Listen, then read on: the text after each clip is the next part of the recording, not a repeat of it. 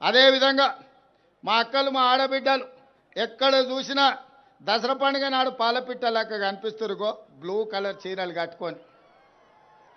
అవునా అక్క? ఎనడన్నా వీడికొచ్చిన వేల మంది మా ఆడబిడ్డలను అడుగుతున్నా, ఇన్నేళ్ళు వాళ్ళు బతుకమ్మ చీరలు ఇచ్చారు, ఎనడన్నా బతుకమ్మ చీర కట్టుకొని పండుగ పూట అమ్మగారింటికి పోయినరా అక్క? బతుకమ్మ చీర ఇస్తే ఆడగట్టిరు, చేన్ల కాడ పందులను బెదిరియనికే కట్టిరు, పిట్టలు గింజలు తినకుంటుండనికే కట్టిండ్రు. ఎన్నడన్నా మనం కట్టుకున్నామా? బతుకమ్మ చీరలలో కూడా కమిషన్లు మెక్కి వాళ్ళ బతుకు జడ మీ చీరలలో కూడా కమిషన్లు మెక్కిరు. అందుకే దుమ్ము కొట్టుకుపోయి ఫామ్ హౌస్లో పడ్డారు.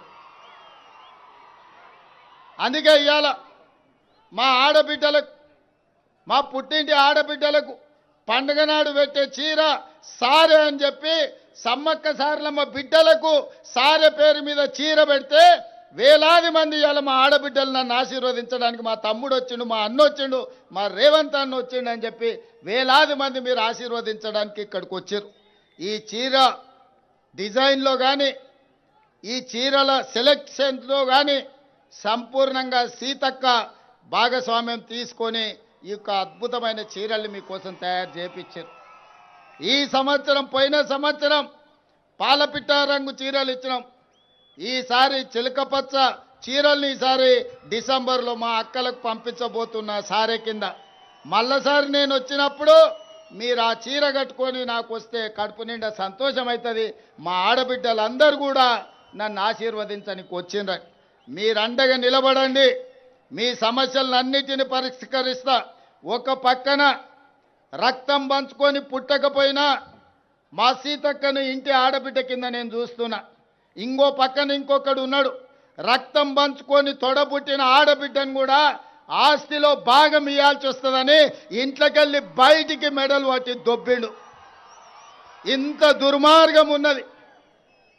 సొంత చెల్లెలకే న్యాయం చేయలేనోడు తెలంగాణ రాష్ట్రంలో 2 కోట్ల మంది ఆడబిడ్డలకు న్యాయం చేస్తాడా? కన్న కొడుకు దుర్మార్గంగా వ్యవహరిస్తుంటే దౌడ మీదంగా పెట్టి కొట్టాల్సిన తండ్రి ఫామ్ హౌస్లో బోర్లో వండుకున్నాడు. కొడుకు తప్పుడోడైతే సరిదిద్దాల్సింది తండ్రి కాదా? ఇవాళ సొంత బిడ్డని ఇంట్లోకి వెళ్ళి బయటకు వెళ్ళగొడుతుంటే కొడుకు, తండ్రి మౌనంగా ఉన్నాడంటే ఆ నేరంలో తండ్రికి కూడా సగం భాగం ఉన్నట్టే. అట్లాంటి తండ్రి కొడుకులు మన రాష్ట్రానికి దాపురించిండ్రు.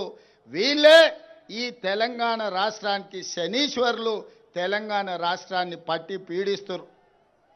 అతనికంటే గనుడు ఆచంట మల్లన్న అన్నారు. తండ్రి కొడుకులు ఇంట్లో ఉంటే ఆ మేనల్లుడేమో రాష్ట్రంలో కరువు రావాలి, వర్షాలు కురవద్దు, ప్రజలు చావాలి అని తమిళనాడు, కర్ణాటక రాష్ట్రాలలో పోయి అఘోర పూజలు, క్షుద్ర పూజలు, చేతబడి పూజలు చేస్తున్నాడు. ఇట్లాంటోడు ఎవడన్నా ఉంటాడా? అధికారం పోతే ప్రజల సాగు కోరుకుంటాడా ఎవడన్నా? ఇంత సన్నాసులు ఈరోజు రాష్ట్రంలో ప్రతిపక్షంలో ఉన్నారు.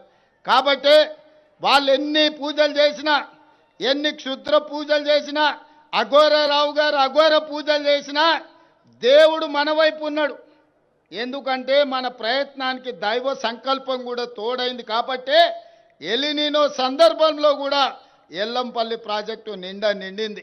ఇవాళ ఈ ప్రాంత వానలు పడ్డే హెలికాప్టర్లు వస్తుంటే సీనాన్ని అడిగిన, మొత్తం ఎక్కడ చూసినా పొలాలలో, చెరువులలో నీళ్లు కనిపించినాయి.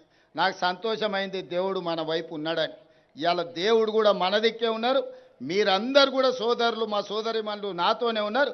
మంచి పరిపాలనను అందించుకుందాం, పాడి పంటలు పండించుకుందాం, తెలంగాణ రాష్ట్రాన్ని సుభిక్షంగా పరిపాలన చేసుకుందాం. మన రాష్ట్రాన్ని మనమే బాగు చేసుకొని మన రాష్ట్రాన్ని మనమే అభివృద్ధి పదం వైపు నడిపించుకుందామని తెలియజేస్తూ మీ అందరి దగ్గర సెలవు తీసుకుంటున్నా. పరకాలలో కూడా మీటింగ్ ఉన్నది, అక్కడ మిగతా విషయాలంతా మళ్ళీ మాట్లాడతాం. మా యువకులందరినీ కూడా అక్కడికి రమ్మని చెప్తూ మీ అందరి దగ్గర సెలవు తీసుకుంటున్నా.